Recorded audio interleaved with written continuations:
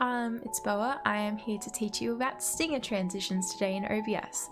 So stinger transitions are essentially when you play a video file that transitions you into the next scene. For example, going from this scene to this scene. So what you just saw was a video file that shows you a cute little transition. So basically, in order to add this, you'll want to go to a website.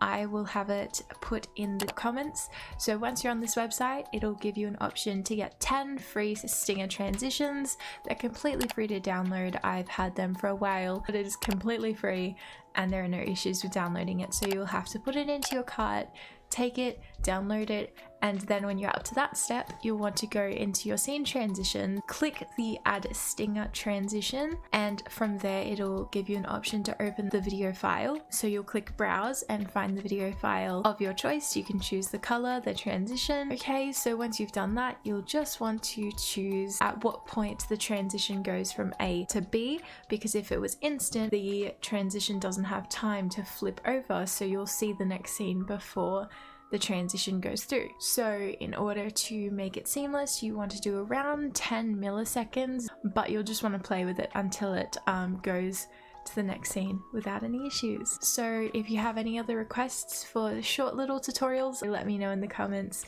Enjoy the rest of your day and stay hydrated.